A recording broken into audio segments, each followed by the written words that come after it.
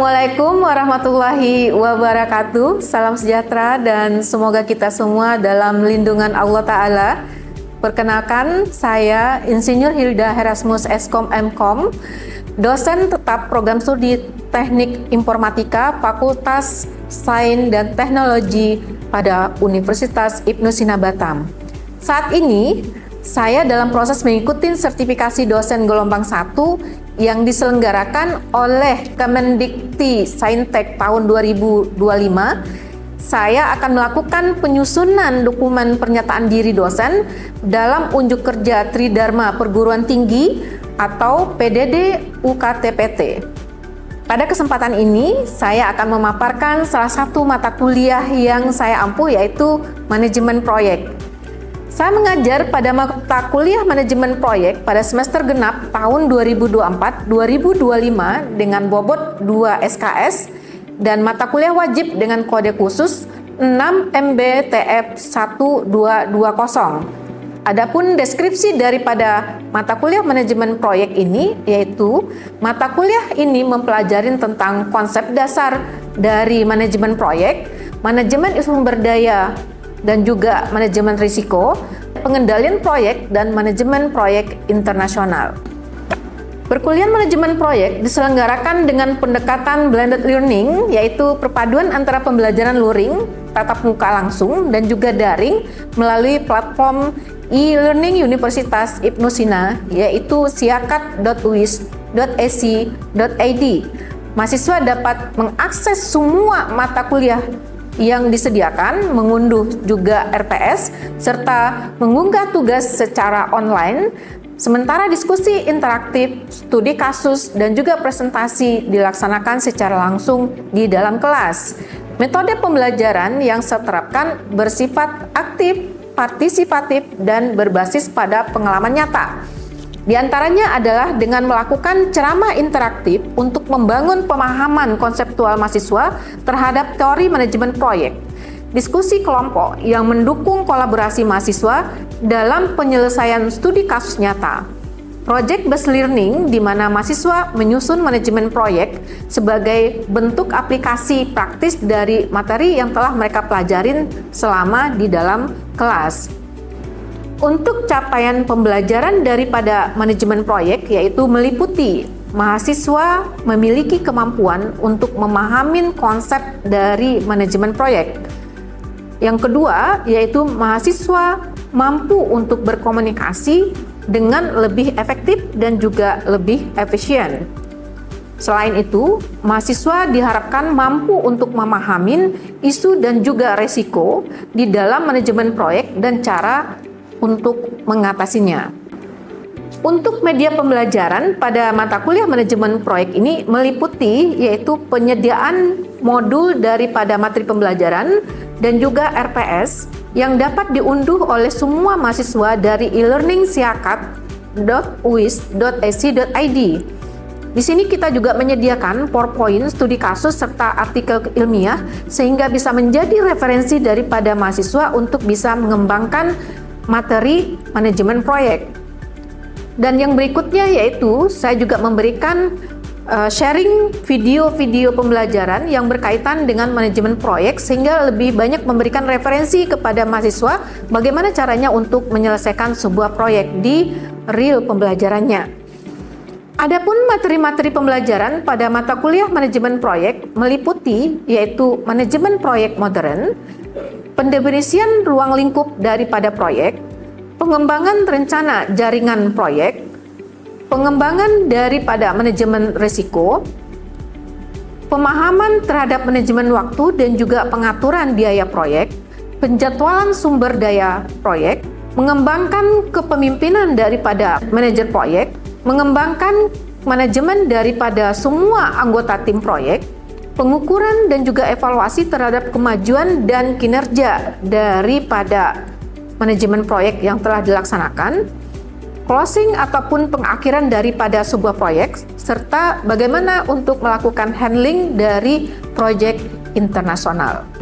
Adapun penilaian yang saya lakukan dalam mata kuliah manajemen proyek ini mencakup kepada 5 komponen utama, yaitu nilai yang didapatkan daripada ujian tengah semester atau UTS dengan bobot sebanyak 15%, nilai yang didapat dari ujian akhir semester atau UAS dengan bobot 15%, nilai yang didapat dari tugas individu yang diberikan kepada semua mahasiswa dengan nilai 15%, kemudian nilai yang didapatkan dari tugas kelompok bersama anggota kelompok mahasiswa dengan nilai sebanyak 15%, nilai yang didapatkan dari diskusi kelompok, di mana di sini memberikan skor sebanyak 15%, nilai juga diambil dari perilaku ataupun juga behavior daripada semua mahasiswa di dalam pembelajaran dengan nilai sebanyak 15%, serta tingkat kehadiran mahasiswa di dalam kelas sebanyak 10%. Penilaian ini dilakukan secara objektif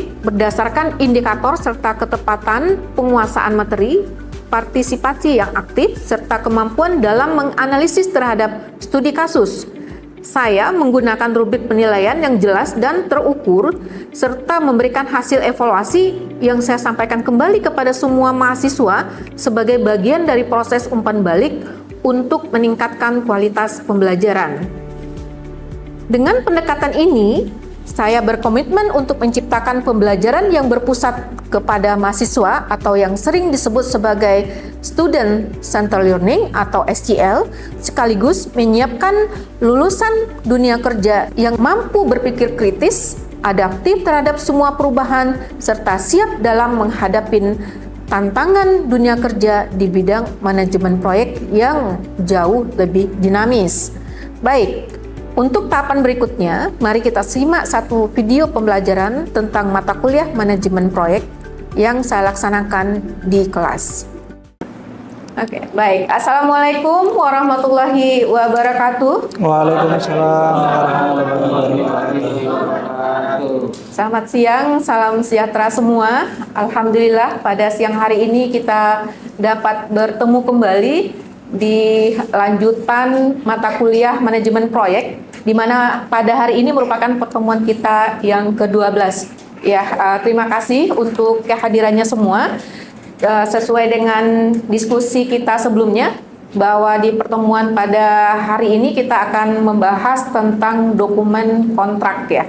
Nah, seperti kita ketahui di mata kuliah manajemen proyek itu ada berbagai tahapan yang harus kita lakukan, mulai daripada kita proses untuk planning, bagaimana cara kita untuk membuat sebuah proyek, mulai dari kita merencanakan ya manajemen untuk pengaturan biaya, pengaturan jadwal, pengaturan segala sumber daya yang ada di keseluruhan pembuatan suatu proyek. Maka di saat sekarang kita sampai di tahapan yaitu bagaimana kita bisa melakukan kerjasama dengan pihak eksternal supaya nanti bisa di proyek yang kita buat itu bisa kita kerjasamakan. Jadi dalam tanda kutip itu bisa kita jual, memiliki produk yang bisa kita jual kepada pihak lainnya. Nah, sebagai seorang ahli informatika, karena keilmuan kita adalah bagaimana kita membuat satu sistem informasi yang sangat dibutuhkan oleh dunia digital pada saat sekarang. Jadi everything itu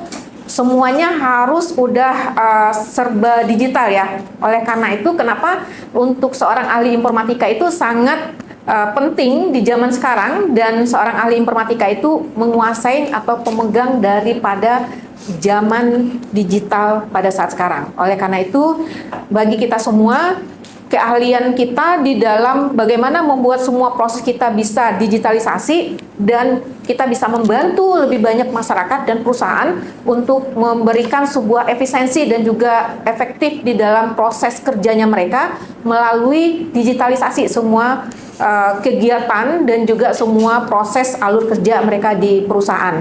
Nah, di dalam manajemen proyek kita tidak hanya membuat aplikasi itu untuk perusahaan saja ya, tapi kita juga bisa membuat untuk membantu masyarakat. Banyak sekali sekarang aplikasi-aplikasi yang bisa dibuat untuk membantu kemudahan di masyarakat ya. Contoh, sekarang ada aplikasi-aplikasi ya, kalau kita lihat di Google Play ya, di Play Store gitu, banyak banget aplikasi. Bahkan ada aplikasi sekarang yang untuk mix and match daripada baju fashion ya. Kalau dulu itu kan nggak kebayang sama kita. perlu untuk satu aplikasi tersebut. Ternyata di saat dunia sekarang udah sangat pengennya itu rushing dan cepat, ternyata untuk mengatur fashionnya seseorang aja itu lumayan take time ya. Nah, di hari ini kita akan mencoba untuk memasuki yaitu mengenai dokumen kontrak. Jadi di dokumen kontrak sebagai produk dari salah satu produk daripada mahasiswa sistem informasi dan juga informatika, kita tidak bakalan terlepas dari yang namanya dokumen kontrak. Karena kan kita punya produk tuh. Jadi produk kita nggak mungkin kan kita pakai sendiri gitu. Produk kita pasti kita kalau kita mau komersilkan supaya kita bisa mendapatkan cuan, karena itu keilmuannya kita harus bisa untuk bekerja sama atau menjual daripada ide-ide kita kepada pihak eksternal, pihak perusahaan, kepada masyarakat, kepada UMKM. Oleh karena itu, jika itu kita lakukan, kita nggak bakal bisa ya terlepas dari yang namanya dokumen kontrak. Kita harus tahu bagaimana caranya untuk membuat kerjasama itu berada di posisi yang sebenarnya, berada di win-win solution. Ya, semuanya bisa mendapatkan keuntungan yang seimbang, semuanya bisa mendapatkan keuntungan yang sama gitu, berdasarkan kesepakatan. Nah, jadi kita akan lihat ya di mata kuliah ini kita berharap daripada Anda semua untuk bisa setelah mengikuti ini, semua mahasiswa bisa mampu memahami dokumen kontrak, bagaimana caranya untuk bisa membuat, mendesain, kemudian juga memenuhi semua kontrak-kontrak, dokumen kontrak tersebut dengan sebagaimana mestinya. Karena banyak sekali ya beberapa requirement yang harus ada di dalam dokumen kontrak yang harus kita pahamin. Karena kalau seandainya kita sebagai manajer proyek tidak paham bagaimana caranya menyusun dokumen kontrak, itu bisa jadi hasil daripada kerjasama itu mungkin ya dalam tanda kutip itu merugikan kepada kita. Kalau kita tidak tahu, jadi bahasa legalnya pada waktu pembuatan dokumen kontrak kita juga mesti paham.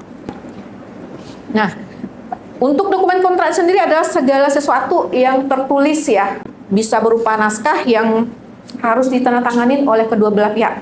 Jadi nggak bisa kalau seandainya tidak ditandatanganin atau hanya satu orang aja yang menandatanganin.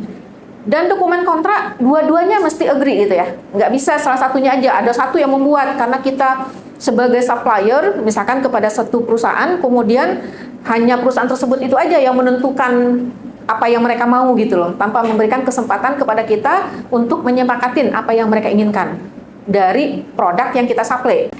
Ya, jadi perlu untuk dipastikan ya. Nah, di dalam dokumen kontrak itu ada beberapa aspek yang harus kita perhatikan. Jangan bilang kalau saya kan bukan orang hukum, jadi saya nggak ngerti. Sebagai seorang manajer proyek, kita tidak bisa berbicara seperti itu. Karena sebagai seorang manajer, kita mesti menguasai semua kompetensi. Ya, karena kita yang akan menandatangani dan bertanggung jawab terhadap apa yang kita tandatangani. Makanya mau tidak mau seluruh aspek itu harus kita pahami. Jadi di dalam dokumen kontrak itu ada beberapa poin yang harus kita pelajari, mulai dari aspek teknis daripada pembuatan produk, kemudian ada aspek hukumnya, administrasi, kemudian ada perbankan, keuangannya, perpajakan, dan juga aspek sosial ekonominya.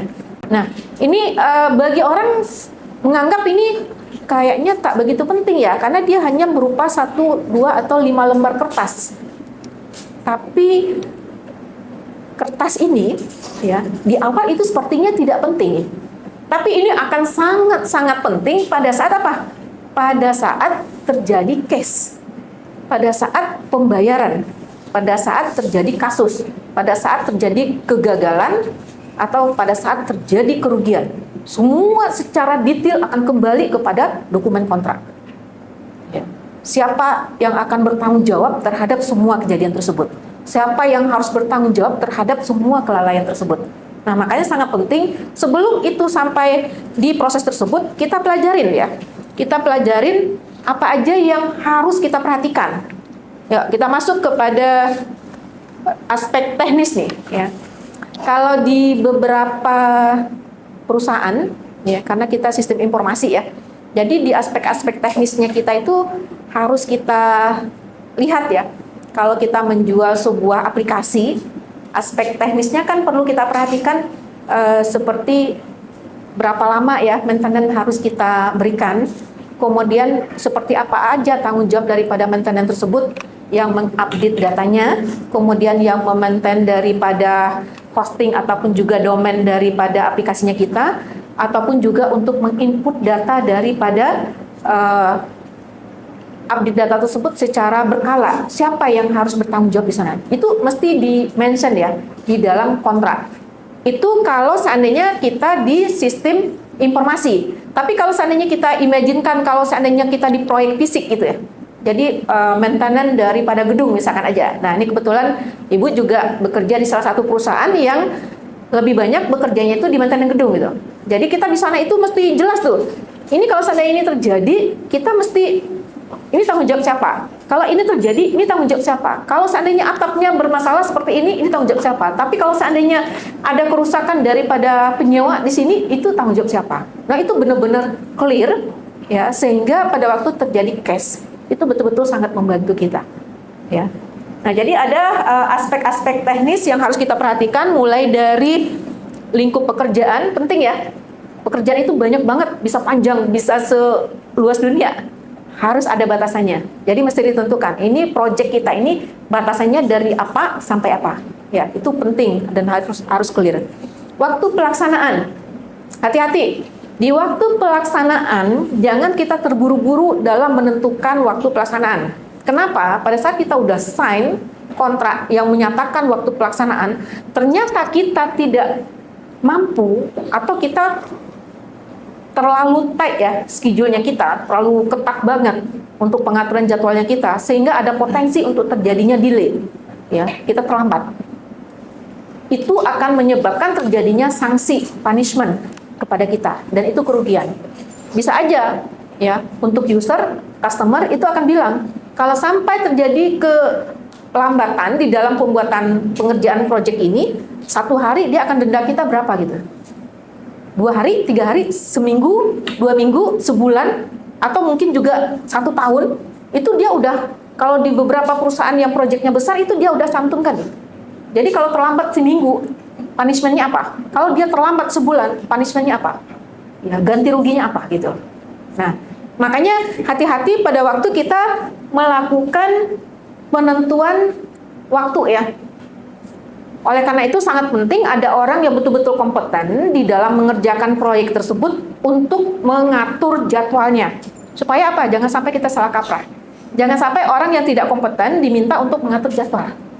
Itu berbahaya sekali. Ya, jadi kalau Anda sebagai seorang manajer proyek kemudian nggak sempat ngatur jadwal, didelegasikan kepada salah satu timnya, pastikan tim yang orang yang menerima daripada delegasi tersebut benar-benar orang yang kompeten. Kalau enggak, itu akan membawa perusahaannya Anda itu kepada sebuah kegagalan, dan itu resikonya luar biasa ya. Metode pelaksanaan, banyak perusahaan yang harus memastikan metode pelaksanaan daripada sebuah proyek ya. Untuk memastikan apa? Untuk memastikan bahwa pelaksanaan tersebut tidak mengakibatkan safety concern atau menimbulkan resiko-resiko yang mungkin berdampak ke hal-hal yang lain kepada customer. Jadi metode pekerjaan itu mesti clear, mesti jelas untuk memastikan customer kita itu mau menerima. Ini sistem kerja kita kayak gini nih, kita mau tarik kabel dari area sini sampai area sana, diperkirakan itu dalam waktu 2 hari, 2 minggu atau 2 bulan. Ya, 2 hari, 2 minggu atau 2 bulan itu akan perlu concern daripada customer. Apakah dalam durasi waktu yang sedemikian itu ada pekerjaan yang lain yang juga berkaitan di area tersebut. Nah, ini makanya penting untuk kita menyepakatin untuk metode pelaksanaan. Nah, selain itu ada yang perlu ini juga, yaitu metode pengukuran. Jadi kalau pada waktu kita mengerjakan sebuah pekerjaan itu, kita mesti jelas itu measurement-nya kita hitung berdasarkan apa, ya, berdasarkan waktu atau berdasarkan jumlah pekerjaan yang udah dieksekusi, atau kita hitung berdasarkan capaian-capaian yang lain yang disepakatin. Jadi proyek ini dianggap selesai jika totali tahapan secara gancatnya dia itu atau secara WBS-nya dia itu udah tercapai sekian persen. Ya, tahapannya ya. Tapi kan tahapan dikerjakan belum tentu outputnya sama dengan tahapannya kan? Ya. Pada waktu tahapan dikerjakan belum tentu hasilnya juga, misalnya tahapan 80%. Kita udah ngerjakan pekerjaan itu, tahapannya 80%. Tapi kan hasil belum tentu langsung 80%. Bisa jadi untuk mendapatkan hasil 80% itu butuh waktu 2-3 bulan. Jadi measurementnya apa? Berdasarkan tahapan pekerjaan atau berdasarkan tahapan output hasilnya. Ya, makanya sangat penting untuk kita pahamin, ya. Nah, selain itu ada nih ya aspek hukum. Ini yang tadi kita bilang ya. Kadang-kala pada waktu kita ada pekerjaan, tiba-tiba ada yang meminta penghentian pekerjaan. Menghentikan pekerjaan, kemudian kita mesti apa? Karena user yang minta, customer yang minta, mau tidak mau kan kita mesti hentikan. Tapi kan pasti ada sebab yang terjadi yang mengakibatkan keputusannya sampai kepada penghentian pekerjaan. Nah, kalau udah sampai ke tahap ini, yang namanya penghentian pekerjaan itu akan berpengaruh kepada apa? Deadline. Ya. Jadi kalau seandainya banyak pekerjaan itu di stop, mungkin karena penyebabnya itu daripada supplier atau penyebabnya itu daripada project owner, tapi yang pastinya siapapun yang men-stop itu endingnya adalah bermasalah kepada deadline. Ya. Jadi kalau seandainya deadline-nya delay, kan pasti ada punishment tadi kan. Kalau dia delay seminggu, delay 2 minggu, delay 3 minggu. Tapi kalau delaynya itu karena project owner-nya yang meminta, konsekuensinya apa gitu loh. Kalau project owner yang kemudian dia tiba-tiba dia punya kegiatan yang bersamaan dengan project yang kita udah sepakatin, akhirnya terpaksa harus di-hold projectnya kita gitu. Nah, itu resiko siapa yang tanggung gitu. Ya. Nah, ini sangat penting pada waktu kita memastikan ya kalau adanya penghentian pekerjaan pada waktu lagi dikerjakan atau sementara ya. Oke, jadi di dalam sebuah kerjasama project ya, di mana kita harus bekerjasama dengan menggunakan dokumen kontrak. Jadi ada beberapa hal yang harus kita pastikan, mulai dari jadwal pelaksanaan pekerjaan, kemudian kita juga harus memastikan hasil daripada pekerjaan tersebut, kapan kita harus handing overkan daripada pekerjaannya, kemudian juga pada waktu proses pelaksanaan jangan lupa ya. Jadi jangan kita mikirin kita selesai serahkan pekerjaan tersebut tapi kualitasnya nggak bagus. Makanya kita perlu melakukan pengawasan terhadap pekerjaan tersebut mulai dari kita starting sampai kita nanti handing over. Nah, biasanya setelah kita handing over kan project ya kepada pihaknya customer, itu masih ada yang harus kita lakukan, yaitu kesepakatan setelah project di handing over. Ya, biasanya itu ada proses maintenance, kemudian input data, evaluasi dan segala macam. Nah, itu perlu ada kesepakatan tambahan, apakah itu masuk ke dalam agreement yang kita bikin atau mendapatkan agreement yang baru, sehingga ada nanti penambahan biaya yang harus dikeluarkan oleh customer kepada kita. Jadi ya, pada waktu kita pembuatan proyek, overall daripada kesepakatan tersebut itu benar-benar kita harus pahamin sebagai seorang manajer proyek ya. Jangan kita tanda tanganin kalau kita sendiri tidak paham terhadap risiko dan potensi kerugian yang akan terjadi setelah kita tanda tanganin daripada proyek. Karena kalau kita udah tanda tanganin daripada dokumen kontrak, itu kita akan berhadapan dengan sisi hukum ya. Jadi kalau seandainya ada kegagalan dari pihaknya kita ataupun juga kerugian yang disebabkan oleh karena kelalaian kita, yang bertanggung jawab adalah kita gitu, dan kita bisa dituntut secara hukum gitu. Jadi kita tidak boleh yang dalam tanda kutip itu bilang bahwa kita tidak tahu, itu nggak bisa. Seorang manajer proyek harus tahu, bahkan harus lebih tahu duluan sebelum orang lain tahu. Itulah tanggung jawab kita sebagai seorang manajer proyek. Oke? Dari beberapa proyek yang kemarin udah kita diskusikan di kelas sebelumnya, kita akan melanjutkan dengan mengupdate follow up daripada proyeknya. Jadi silakan nanti untuk mendiskusikan dan menyampaikan sejauh mana progres dari masing-masing kelompoknya. Kami dari kelompok 1 beranggotakan 6 orang. Di sini kami ingin mempresentasikan progres perkembangan aplikasi kasir untuk minimarket. Nah, latar belakang sebelumnya itu karena transaksi kasir ini kan perlu didigitalisasi untuk pencatatan dan penjualannya. Progres kami sudah mencapai 80%. Lalu fitur-fitur yang sudah selesai itu seperti login, autentifikasi, input data, pengelolaan stok, sama laporan harian. Untuk fitur yang belum selesai itu kami ingin membuat fitur tambahan seperti barang retur, pengaturan diskon, dashboard grafik, dan penyempurnaan UI dan UX. Untuk sisa proyek yang mau diselesaikan itu kurang lebih 1-2 minggu. Berikut itu saja, Bu. Di sini saya mewakili kelompok 2 akan menyampaikan update project yang sudah kita lakukan. Untuk projectnya sendiri itu adalah project tentang e-commerce seblak ya, di mana alhamdulillah project ini sudah live karena di minggu ketiga kemarin kita sudah melakukan hosting untuk projectnya tersebut.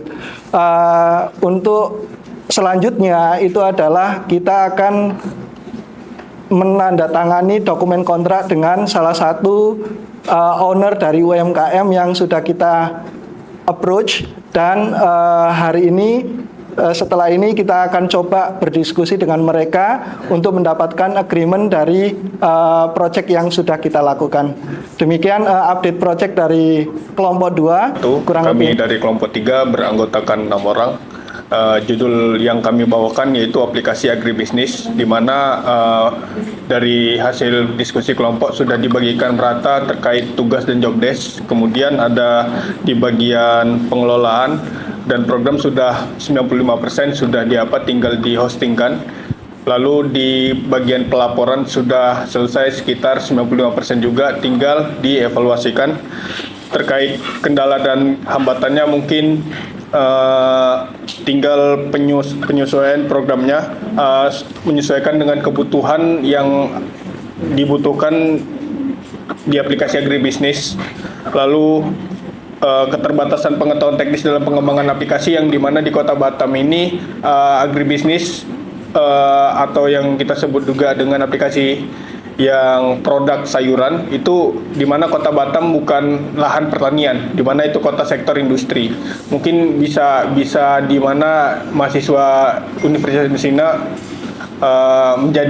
menjadi tumpu buat mengembangkan salah satunya yaitu aplikasi agribisnis, di mana pasar-pasar sangat berkembang di Kota Batam. Mungkin itu saja dari kelompok 3. Wassalamualaikum warahmatullahi wabarakatuh. Di sini kami akan menjelaskan tentang proyek yang kami buat. Di sini kami membuat sistem informasi berbasis web tentang manajemen stok ikan koi. Klien kami di sini adalah toko offline ikan koi yang bernama Shinobi Koi, yang berdiri sejak tahun 2018. Toko ini menyediakan berbagai jenis ikan koi yang dijual secara luas di pasar Batam. Di sini kami memberikan dukungan aplikasi sistem manajemen stok untuk klien kami agar klien kami tidak mengalami kerancuan data tentang transaksi jual beli ini. Kemudian di sini kami memberikan sebuah sistem yang sangat baik untuk klien kami dan tidak ada kendala dalam pembuatannya. Mungkin ada beberapa kendala sedikit tentang pembangunan sistem ini, namun bisa kami atasi, dan sekarang sistem kami ini dalam proses hosting dan akan siap digunakan dalam waktu dekat ini untuk toko ikan koi ini. Sekian presentasi dari proyek kelompok kami. Demikian dokumen pernyataan diri saya untuk persiapan daripada mengikuti sertifikasi dosen yang dilaksanakan di tahun ini. Terima kasih. Assalamualaikum warahmatullahi wabarakatuh.